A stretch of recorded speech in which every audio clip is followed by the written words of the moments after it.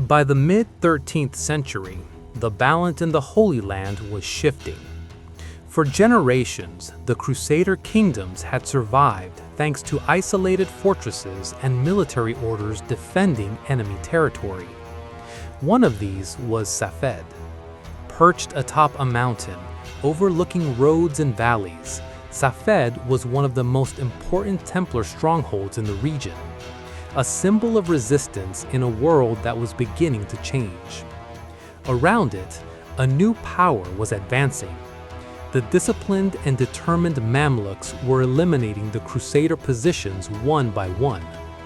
Many fortresses had already fallen. Safed remained standing, isolated, outnumbered, and increasingly vulnerable. The Templars knew this.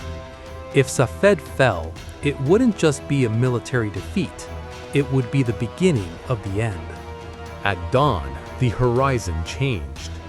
From the walls of Safed, the lookout saw a dark sea slowly advancing. It was the Mamluks. Thousands of men surrounded the fortress with ruthless precision. There were no shouts or warnings, only movement, only discipline. Within hours, Safed was completely isolated. Soon the first attacks arrived. Arrows darkened the sky. Catapult stones pounded the walls with steady, methodical force. Each impact was a reminder. This would not be a swift assault, but a war of attrition. Inside the fortress, the Templars prepared to resist. The walls were reinforced. The last supplies were distributed. The bells tolled as smoke began to fill the air. Day and night, the siege continued relentlessly. Safed was not being conquered, it was being consumed slowly. And this was just the beginning. The days blurred into one another. The siege never stopped. Time and again, the Mamluks launched attacks against the walls of Safed, not to take it immediately, but to wear it down. The catapults pounded away relentlessly.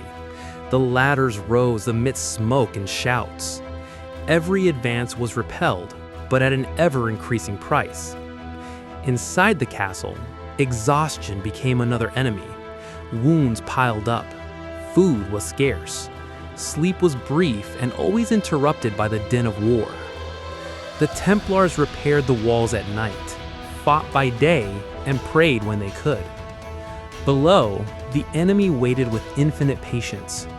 For every man who fell, there was another ready to advance. Safed still stood, but slowly it was being drained of its strength. And everyone knew it. Time was no longer on their side. When the walls could hold no more, the offer arrived. Mamluk messengers appeared before Safed with a clear promise: surrender in exchange for lives. Inside the fortress, doubt spread like an invisible crack. Some saw an opportunity to save the remaining men. Others knew that trusting the enemy meant surrendering everything. The discussions took place in hushed tones, amidst shadows and weary glances. Finally, the decision was made. The gates of Safed opened. The Templars lowered their weapons. Silence fell over the castle, but the promise did not last. Once inside, the Mamluks broke the agreement. Swords were drawn. The deception was revealed in an instant.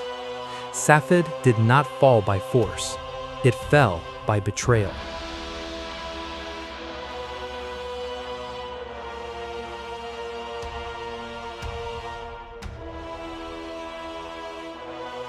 The resistance ended in a matter of hours. Inside Safed, the last Templars were surrounded with no possibility of escape. Some tried to fight. Others understood that it was all over. Swords fell to the ground. Banners were torn down. Fire began to devour the walls that had withstood the siege for centuries. At dawn, Safed was no longer a fortress. It was a field of ruins and silence.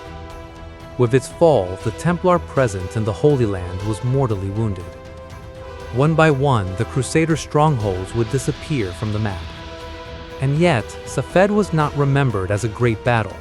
There was no glorious victory, no hero song, only forgotten men defending a cause the world had already left behind. Today, the stones of Safed still stand, not as a symbol of triumph, but as a reminder of an inevitable end.